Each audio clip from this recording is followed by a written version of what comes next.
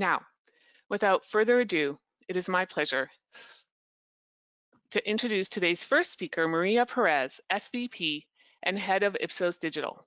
Maria, you have the floor. Thank you, Ellen. Hi, everyone. Thank you so much for joining today. I hope everyone's doing well and staying healthy. As Ellen said, today's webinar is to showcase our Ipsos.Digital platform, and I'm very excited to do so. Today, we'll be talking about our suite of solutions for Ipsos.Digital. Ipsos.Digital is our full DIY or researcher-assisted DIY fast response platform. Within our Ipsos.Digital platform, we have 4 solutions. The first of the 4 is FastFacts. FastFacts is our ad hoc DIY research tool. It allows you to select your audience, build your survey, and access data in a dashboard and other exportable deliverables. We also have Dual and InnoTest, both innovation solutions. In today's webinar, we'll be focusing primarily on InnoTest. However, we have previously hosted a webinar on Dual, and we can follow up with that webinar link as a follow-up. Dual is our fast and agile behavioral screening solution for simple marketing stimuli, such as claims, varieties, names, and visuals.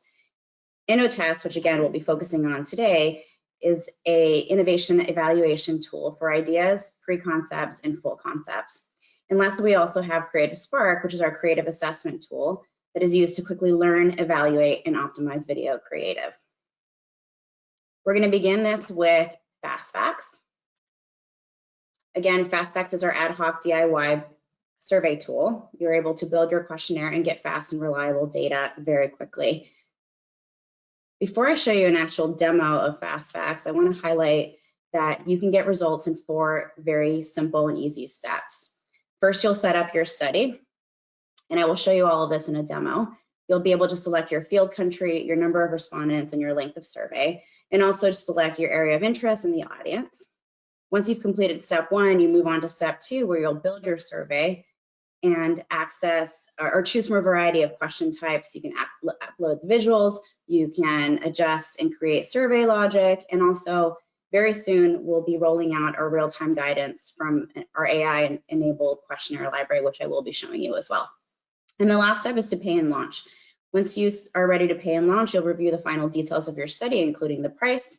You'll confirm your payment either via invoice or credit card, and then you can launch your survey. And typically within roughly 24 hours, depending on your incidence and target, you'll be able to access the data in a customizable dashboard. You can also export your data into native PowerPoint, PDF, Excel, or SPSS. And then we also have an additional table builder and a table builder for crosstabs. So now I'm going to exit this screen for the moment and share with you the actual platform.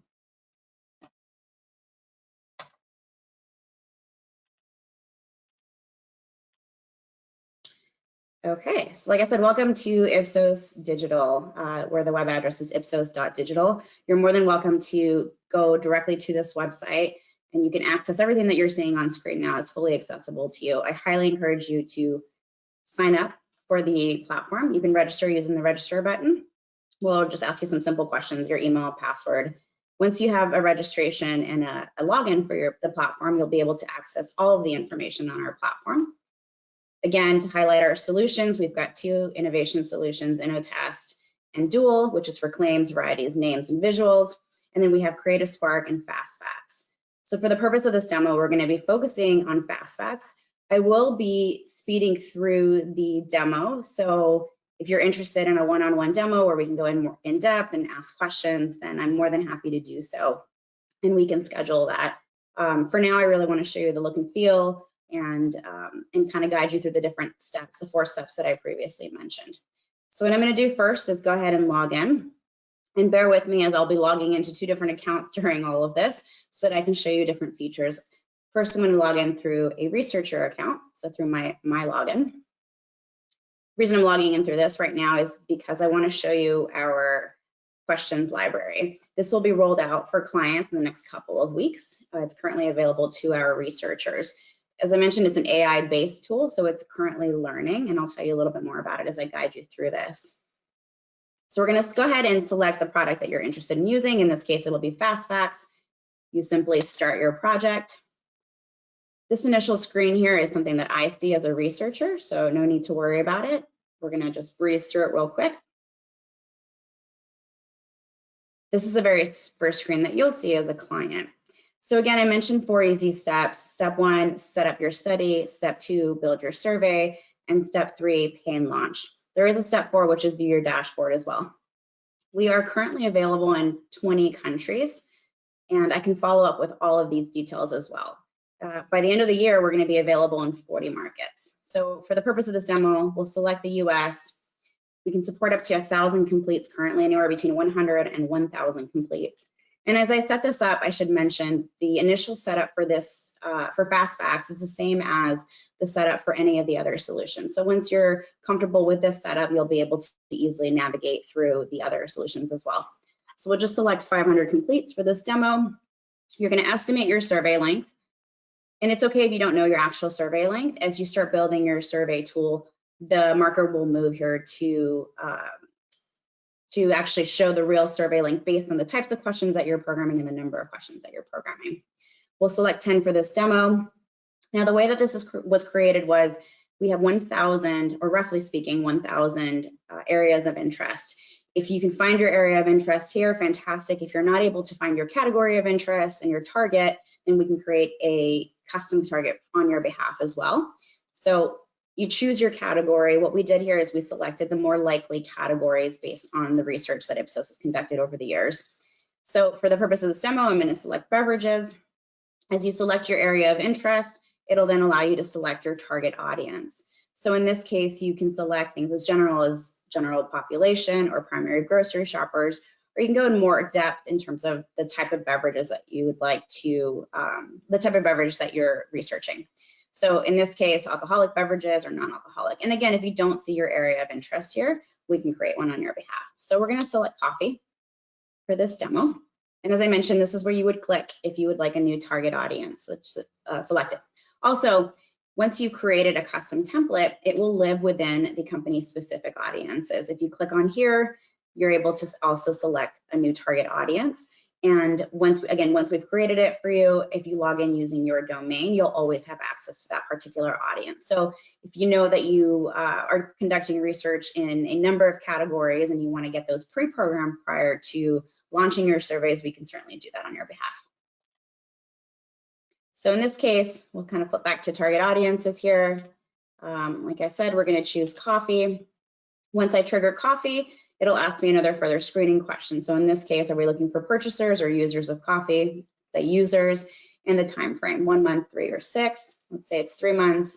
So coffee users in the last 3 months. As you can see over here on the right-hand side, as I'm selecting the audience, it's populating here. And we're going to go ahead and change the currency. Sometimes it defaults to euros or Canadian dollars, but you can change it to the currency that makes the most sense for you. And so in this case, as you can see, we've selected US. Our target is coffee, 500 respondents, a survey length of 10 minutes. The delivery time is currently estimated at 16 hours, but now we have to select more sampling options. It will default to nationally representative, and to be specific, it's nationally representative for the actual category that you're selecting. So the default will be 2 age groups and gender, and we can set quotas on these. However, if you'd like a custom definition, you can select that as well, where you can move the marker for gender, you can create up to 3 age breaks, and also if you're interested in region quotas, you can trigger region quotas. You can leave them set as national rep, or you can change those. If you do change them, then you can check feasibility in live mode. So this is a fully integrated end-to-end platform. So everything that happens is no manual interaction from anybody. You can check everything in live mode. Also, before we continue to building your survey, we can support 2 different service levels. One would be full DIY, and this is sort of what I'm showing you now. You have the ability to come in here and do all of this on your own with no support. Or if you need support from a researcher, whether it's to actually set this up, program the survey, if you need support with designing the questionnaire or analyzing data, then we can certainly support you on that. When I switch over to another account, I will show you there will be a button available to you where you can trigger help from a researcher, or if you're already in contact with someone from Ipsos, then of course you're welcome to speak directly to that person as well. That person can then log in here and actually assign the project to themselves and then access everything that you've been working on. So you have both of those options. So now we've selected our sample target, and we're going to go ahead and Actually, we're going to select NatRep just for this, just so we don't make it complicated. And now we will continue to build your survey. So as soon as you name your project, then that will trigger a saving of your questionnaire. The second you name it, it gets saved. It'll always live within your projects here. So if at this point you wanted to stop, then you can go back and access everything you've set up. And it'll basically pick up right where you left off. You have the ability to then start from scratch or duplicate an existing project. We'll start from scratch for this purpose. Now this is probably the longest 20 seconds that you'll wait. What's happening as we wait here is this is connecting directly to all of our systems. Again, this is fully automated end to end. So it's creating all of the relevant IDs that we need from a system standpoint. It's linking directly to our programming platform and also to our data processing platform as well. So once we finish through this screen, it'll take us directly to build your survey where you have the ability to actually build it. And here we are. Again, it'll highlight your target selection. You'll always have this on the right-hand side, letting you know what you've selected. If you need some support with building your questionnaire, we have some best practices that you can select here. In terms of building your survey, this is highly intuitive. You have normal features, bolding, italicize, and underline. This is a device agnostic product, so your surveys must be device agnostic, and we can help you through that by having character count limits and also answer limits. We want to make sure that this renders properly on all sorts of screens. You can also show text and picture in your images, or sorry, text and picture in your question text, or you can do the same in your answers as well. So text, picture, both. You can make answers exclusive. You can keep the position. You have the ability to randomize or rotate your answers as well. Very standard features and something that you would find in a normal programming platform. So I wanted to show you guys the question library. And like I said, this is an AI-based questions library. What we did to create it was we filtered through roughly 90,000 Ipsos surveys to analyze the surveys and to record the questions. So as an example, we're doing a study on coffee now, and let's say you weren't sure exactly how you wanted to build it, but you know you want to ask how often people drink coffee. So you can start typing in your question, how often do you drink coffee? And let's say you're not sure of your answer options. So you want to trigger the question library. At the very top here, you can see I've selected coffee as your, spell that correctly, that would help. Coffee as your product category. You can also select specific brands if you're interested in that, or timestamps. And what it'll do is it'll pull up the 10 most similar questions that have been asked previously. Now, admittedly, this is an AI-based tool, and as we all know with AI, it can be a little bit funky sometimes. So you definitely have to go in here and review the questions. You can always edit them as well. Same goes with your answers. You want to review to make sure that they are the answers that you would like. So as an example, how many cups of coffee do you typically consume per, and this is a timestamp, how often were you consuming coffee? Like I said, some of these can be a little bit awkward, but do you drink tea generally? So as you click through these, you can look at the different options, the answer options. All of this is something that you can edit later as well. So you can kind of flip through, figure out what works best for your question. How often do you currently drink? Let's see, that doesn't really make a lot of sense. So what type of coffee do you really drink? Let's say we've changed our mind. We want to ask, what type of coffee do you drink? And these answers look good to us. If you double click on this, it'll automatically populate it on the left-hand side here. And so you're ready. And of course, you can edit any of this. If you want to remove punches because you don't want to include that, if you want to add punches or change the question text, you're able to do that. So this is a tool that will definitely support you as you're building your questionnaire. And I just wanted to show you that. We're going to build in one more question so that I can show you how logic works. We'll let that save for the moment. And now we're going to go ahead and add a question. We can support lots of different question types. So anything from single answer, multiple answer, drop-down sliders, numeric, open ends, info text, or grids. We are expanding this in the future. And there will be a rollout of a collaboration tool in the next couple of months that will allow you to partner with a researcher who can then partner with a script writer to support with more complexity as well. So in this case, we'll just ask, let's say, oops, which brands of coffee do you typically buy? And we'll keep it as a multiple answer. We'll do brand 1, brand 2, and brand 3. And let's say we don't need that, so we're going to go ahead and delete that. Let's randomize those answers and save that question. At this point, if you don't want to add logic to your survey, you're able to test it using this test link right here. It will pop up in a different browser where you can test the study, and it'll show you exactly how it renders on screen. However, if you wanted to add logic, you click on the Survey Logic tab at the very top, and we can support simple logic currently. So ask, if, and go to. So as an example, you can select to ask question 2 if the answer to question 1 is at least one of the following, and let's say hot espressos and instant coffee. You can look through all of this. You can also layer these conditions as well. So if you wanted to say ask question 3, if your answer at question 1 is this and your answer at question 2 is this, then you can do that as well. And then you save your rule. Once it's saved, it shows success at the very top here. You're able to test your survey directly on this screen, or you can go back to your survey questions, make sure that you review everything that you have, and test it on this screen as well. Either works for you. So now what I'm going to do is I'm going to switch over to a client version of an account so that you can see exactly what happens when you're ready to order, and also I can show you the data component of it. So we'll log out, log back in.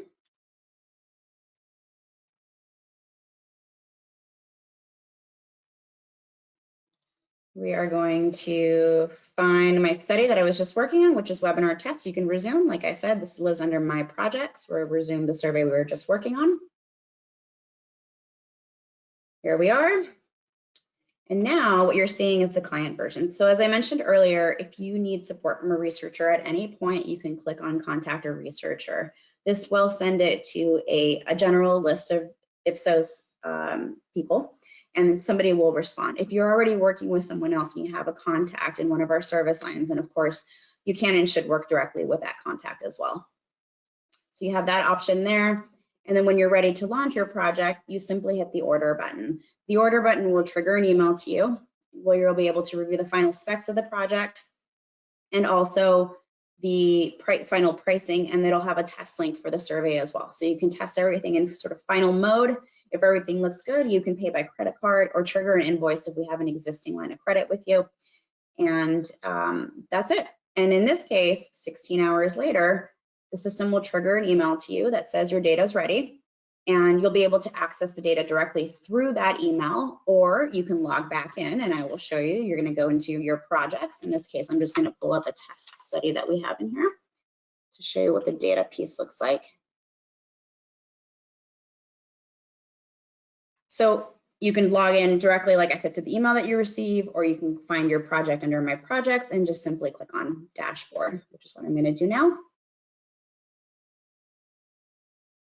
And it pulls up this dashboard. And as it loads, I'll explain to you how it works. The dashboard is fully customizable. It'll include all the questions in your survey, including those that are pre-programmed, which are age, gender, and region. So it'll let you know exactly how things have fallen out, and you can customize this as you wish. So as an example, this is the region question. It's currently showing vertical bars. If you wanted to see it as horizontal bars, you can do the same. It's also currently filtering by gender. If you wanted to not filter it and just look at region in total, you're able to do that as well. You can sort your results however you'd like, ascending, descending, or alphabetic. Also, there's further filters here where you can look at counts, percentages, or both. You can hide things from the report if you don't want them. You can edit your labels. It's highly customizable. Kind of just flip through here, you'll see how the data will render on screen here so that you can visualize it. If you have open ends in your survey, the system will automatically create a word cloud for you. Now, obviously, word clouds don't work for all types of projects and all types of open ends. So if this does not meet your research needs, you can always shut this off so you can hide this from the report. And then once you're ready and you've customized it in the way that you'd like, you're able to export it either into PDF or native PowerPoint, which I'll get to in just one sec. Also, you have the ability to export data in SPSS and Excel for respondent level data. We also have a chart builder that allows you to build custom charts. You can select the type of chart that you'd like, what questions you'd like to include. This will include all of the questions in your survey, how you'd like to group your charts. Again, it'll list all the questions in your survey. You can add further filters by age, gender, or region. So as an example, if you wanted, let's say, Mid-Atlantic, You can select all the filters that you would like, apply those filters or not, change your mind as well and leave all regions. And then you just run your chart builder. The same is the case with our table builder. This allows you to build simple crosstabs. So as you click on table builder, you can select how you'd like to view your tables in Excel. Similar situation here where you select the questions that you want to include, how you'd like to group them, and if you'd like further filters by age, gender, or region. You can also set low base warnings, low cutoffs, and also significance testing, and then simply just run your table builder. And as I mentioned also, we go back to the dashboard. One of the key elements here that I wanted to share with you is our PowerPoint is native PowerPoint. And what I mean by that is I'm going to pull up an example. This is the example of the PowerPoint output of your dashboard. So as you can see, you have a slide per question. It'll be customized in the way that you customize it on the platform itself. You can also then alter this in any way you want, fully editable. So all this can shift, you can change the names, you can change how you're presenting the data. If you actually wanted to change the data itself, you have the ability to also edit your data. And it's circling, there it goes. So you can edit the data if you'd like. This is probably not the greatest example, but for example, for something, oops, sorry about that. If you wanted to combine top 2 box or bottom 2 box, you have the ability to edit the data in here.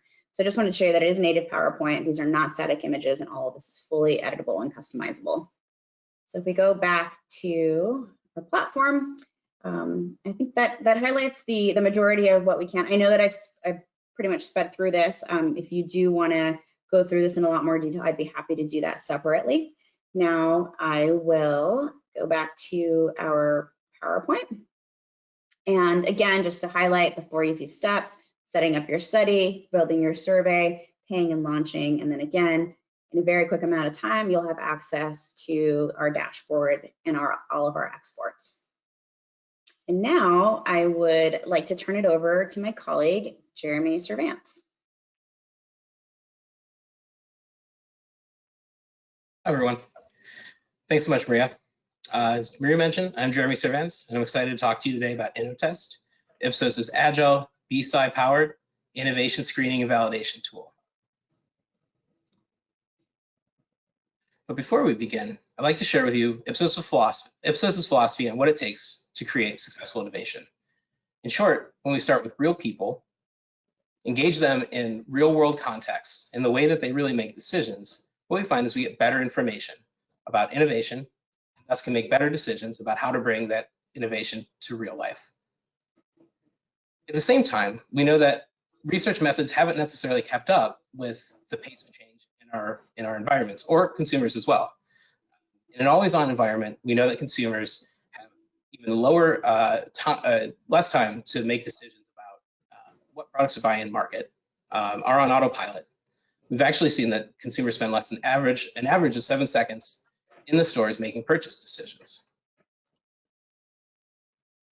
So to build upon that, Ipsos has spent extensive time and resources to evolve our approach to innovation testing to better capture this reality. From Dual, as Maria mentioned, our fast and agile screening tool for simple stimuli, all the way to SimStore InnoTest, which leverages a rich, immersive virtual environment to capture behavioral metrics about your innovation. BSci principles are at the heart of all of our solutions. And now, with the ability to launch Dual and InnoTest on a digital platform, we're able to get to actionable insights in a matter of hours instead of days or weeks. At the heart of our suite is InnoTest, which builds upon about 40 years of BSci-powered principles to provide a more realistic, agile, and future-ready platform. In addition to all of the BSci principles I showed before, we actually have made it device agnostic and stimuli agnostic to be able to move with the times. And also, obviously, with the digital platform, it's available in an always-on format. So InnoTest builds upon our rich experience with key metrics that we know are not only predictive, but diagnostic for innovation as well. Our R&D shows time and time again that relevance, expensiveness, and differentiation, what we call our red measures, ultimately not only is better predictive of in-market trial performance, but also is better at diagnosing how your performance of your innovation is doing on those underlying components. InnoTest also leverages a consistent philosophy in which we compare your innovation to a consumer-defined competitive set, ensuring that there's always relevance in your innovation comparisons. But where InnoTest evolved is essentially in implementing more B-side principles. So instead of asking scaled metrics, we actually use a gamified choice-based exercise where we make consumers choose between the product that they currently use today or your innovation. At the same time, we not only measure what they choose, but how passionate they are about that choice. And lastly, we also show them your innovation and ask them to tell us what they think in a generic way. We use AI-powered sentiment coding to be able to determine the positivity, neutrality, or negativity of their sentiment. When we combine these three facets across all consumers, the sentiment, the ability to actually be chosen over their competitive product, and how quickly or passionate they are about that choice, we're able to get to a trial index, which is ultimately a predictive and validated tool to be able to determine your in-market performance. Finally, InnoTest is a stimuli-agnostic methodology, meaning it's a consistent methodology, a consistent approach that you can use from any stage, from early idea screening to full concepts and anything in between. Ultimately, the benefits of this are that we are not only able to better represent what consumers get in, what information consumers get in the marketplace, but we also can empower marketers to spend less time working on fitting their ideas and initiatives into a particular format, and more time focusing on what matters to consumers. And now, with the advent of the digital platform and InnoTest being available on it, we're now able to deliver these key insights in a matter of hours, along with a number of optional diagnostics that can be built in, instead of the days or weeks that we've all been used to. So to conclude, Ipsos is an ideal Agile Solutions innovation partner for a couple of reasons. We use the same integrated metrics to be able to diagnose your initiatives from early stage to validation with forecasting options all along the way. We're always upgrading our approach and our understanding of what it takes to be successful in the market, as well as making it available and useful to our clients, as evidenced by the digital platform. In addition, these approaches are available both on the platform and in a customizable way to ensure that they meet your needs. And also, your expert team at Ipsos is able to actually launch studies on your behalf as a way to balance agility with peace of mind. And finally, since it's all underlined by such experience and key understanding of what it takes to be successful in market, you'll ultimately have more success. So thank you. With that, I'll pass it over to Ped to talk about Creative Spark.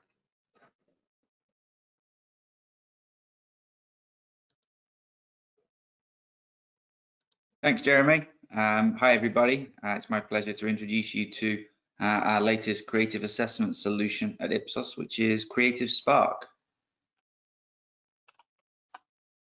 So I'm sure we're all aware of how important creative effectiveness is, but we've done some additional research recently that's shown just how much that creative effectiveness can drive business growth. Looking into some third-party research, we've seen that creatively awarded campaigns can see up to 11 times the market share gains of non-creatively awarded campaigns, and even up to 3.5 times better stock market performance than non-creatively awarded campaigns. So there's obviously a real benefit to having strong creative for your business. What we've also seen from our own validations is up to a 44% difference in the return on investment between high and low performing creative. It's an average difference of $5.4 million on an average campaign compared to the media spend there. So Just the difference between strong and weak creative could be $5 million in difference in return. So we know that creative quality matters, but we hear the same challenges from many of our clients. Over and over again, we hear that robust, validated research just takes too long for the current environment.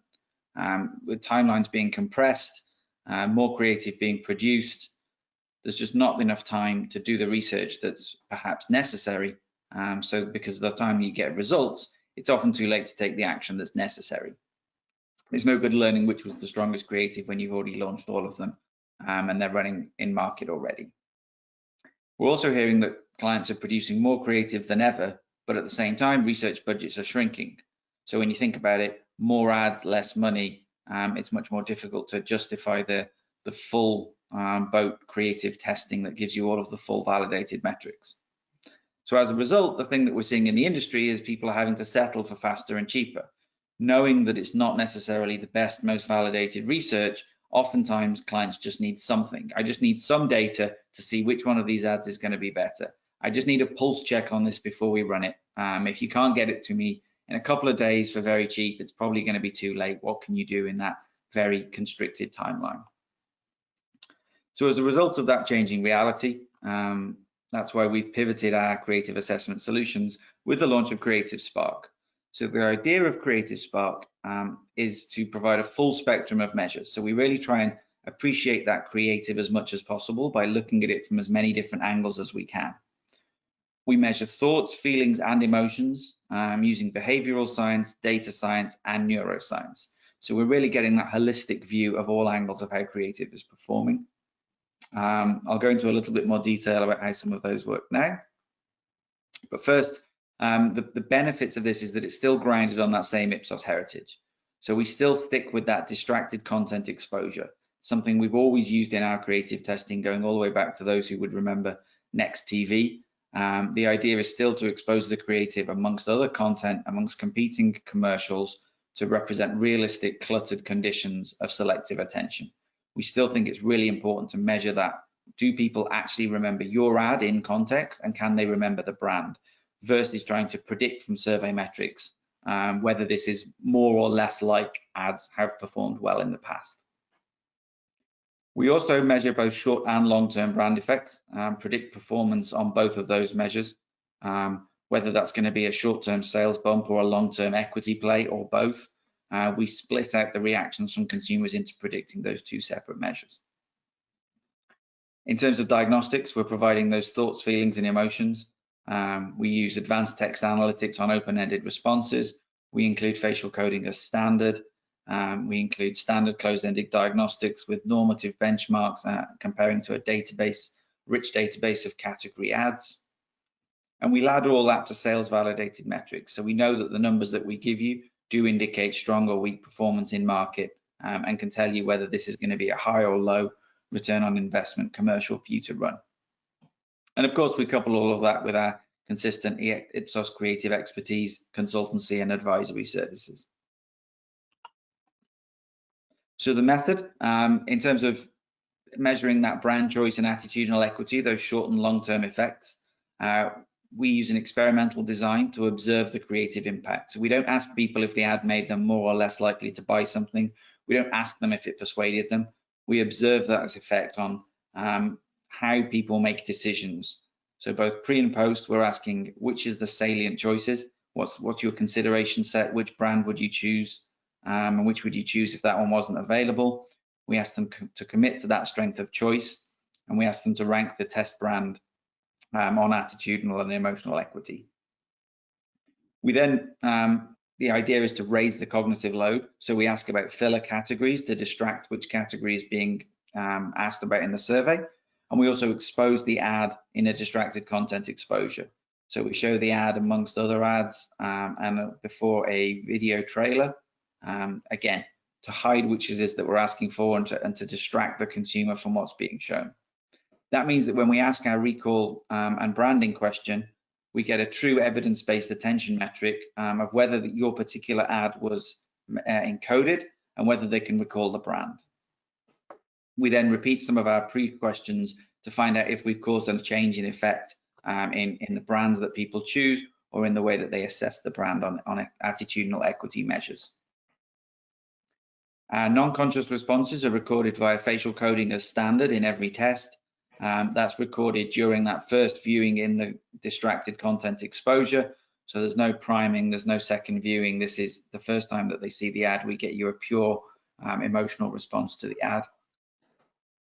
And then we ask some fairly standard survey questions towards the end, open-ended and closed-ended, to revise to derive the feelings via text sentiment algorithms, using language processing, text analytics to get at what people are really feeling about the creative, and to compare those diagnostics to the past history of work within your category for brands that for ads that you've tested before, and to our normative benchmarks.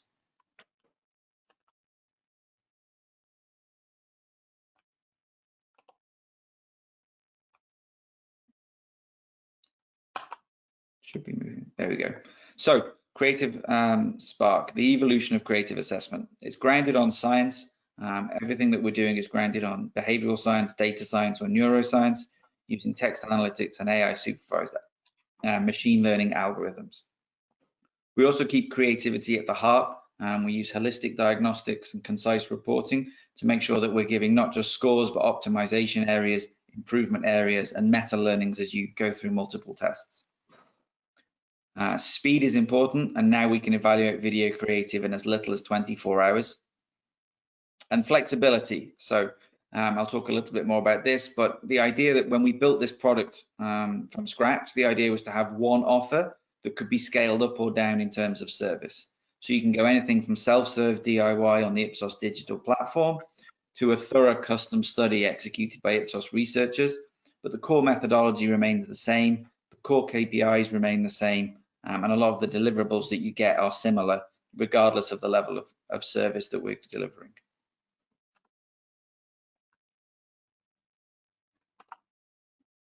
So when we think about the range of service level options, we like to think about this in two dimensions. One is whether this is DIY or whether it's serviced. Do you do it yourself, or does an Ipsos researcher do it for you? And then we have a more standard approach and a more custom approach. The standard approach obviously saves on timing because we can use a lot of stuff that's already preloaded. But we know that certain times you need a very custom and different assessment, so we also have that built in. So here today, we're talking about the Ipsos.Digital platform. So the way that Maria showed you earlier, you can sign up yourself to Ipsos.Digital. You can execute an ad yourself. You'll receive an automated output and an online dashboard, which will show you all of the results and the data. That's the cheapest option available, starting at around 7,000 for a single ad, and obviously with discounts if you're testing multiple ads. We don't typically recommend clients start at this stage. There's a few tricky points to loading the methodology to make sure you get it correct. So often with clients, they'll start in a more serviced option and then move to DIY for retests for quicker needs as necessary. The standard serviced option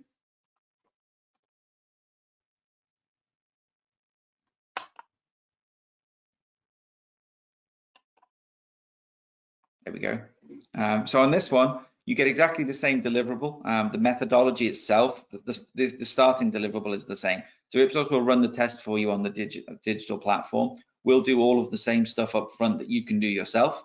But at the end of it, we'll take that automated output and we'll turn that into a full report of data and insights and present that to you and your team. And on the back end, it will feel much more like a typically serviced creative assessment project. Again, this is where most of our clients are seeing the benefit because you're still getting that increase in timing. Fieldwork is still happening in less than 24 hours in most cases, from ad delivery to when we have the data on our hand. So you're still getting that full report and presentation within 2 or 3 days of launching that study. But it takes that element off your hands and allows us to provide the service as well.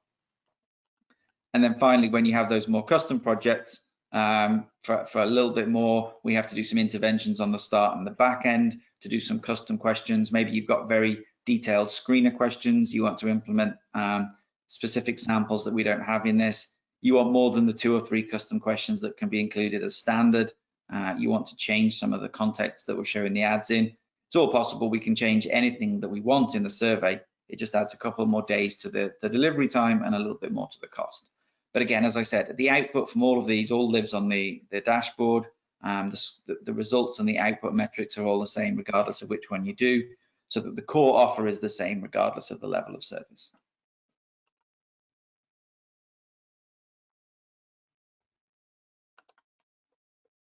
So that's it from Creative Spark. At that point, I will hand back over to Maria, and I think we will answer any questions as they've come in. Perfect. Thank you, Ben. All right, everyone. Thank you so much. I hope you guys have enjoyed this webinar. At this point, I would like to, we have a few more minutes, so I'd like to open it up to any questions that you might have. So I'll give everyone a second. Feel free to type in your question in the question feature for this. And if not, you can always follow up with questions. I will be following up with everybody to not only send this webinar, I can also send the dual webinar, as I mentioned earlier. But any questions I can answer either one-on-one, and like I said, also from a demo standpoint, since I did breeze through the Fast Facts demo, if you'd like to see it more closely, then I am more than happy to do a one-on-one demo as well.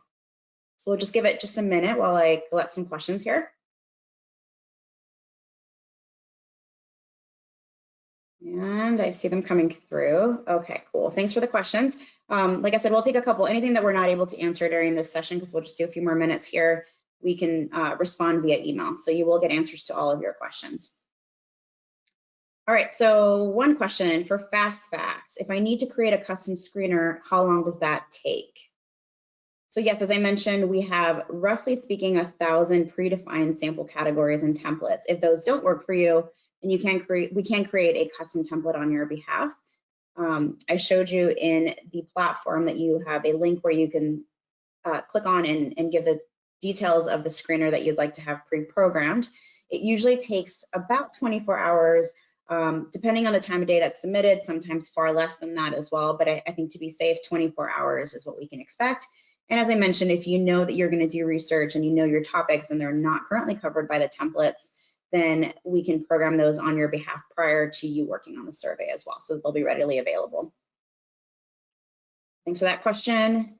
I have another one here. This is, Jeremy, this is for you for the innovation solutions. Can you please speak more to the setup of InnoTest on the platform? How does the cost of the solution change if I don't want to do DIY? Yeah, great questions. So for the setup, as you saw, as Maria went through for Fast Facts, basically step one is defining your target. Once your target is defined, the next step is really just uploading stimuli. So with concepts, typically they come in PowerPoint. It's pretty easy to basically upload them as is. The only slight difference is that because we're device agnostic, there has to be a little bit of a modification if your concepts are long or big. So there's a multi-phase template that allows you to do that pretty easily. All that said, most people are able to do it independently in about 15 to 20 minutes, obviously depending on how many concepts you have, but ultimately very fluid. Maria, help me with the second question. Oh, sure, no problem. It says, how does the cost of the solution change if I don't want to do DIY? Great. Yeah, so as Pat mentioned, basically it starts at about 4,000 for one, and then obviously it gets incrementally cheaper as you add additional stimuli, again, ideas or concepts. Ultimately, the average price of an InnoTest is right around $8,000, and that's from a DIY standpoint. The difference in price for a Ipsos assisted InnoTest is varies by the price of the project, but it's roughly about $1,000. Perfect, thanks, Jeremy. Here's another question for both of you guys, actually. So in which countries is Creative Spark and InnoTest available? Okay, so Creative Spark, as of right now on the platform, is available in the US and the UK. By the end of the year, we're going to be launched in 22 countries. We're currently piloting and launching in a number of Latin American countries and Western European countries, moving on to Asia. Most major markets will be covered by the end of the year. Yeah, and that's actually consistent with InnoTest as well. Perfect, thank you both. Here's a question specifically for Creative Spark. I have used Ipsos for ad testing before. Is Creative Spark replacing ASI Connect, the ASI Connect tool? And do I still get a CEI score? So it's not replacing ASI Connect yet. The idea is that this is the evolution of testing. So at some point in the future, we'll probably transition everything to Creative Spark, but for now, both methodologies are still available. And yes, you still do get a CEI as a standard output for Creative Spark, and it has the same validations behind it. Perfect, thank you.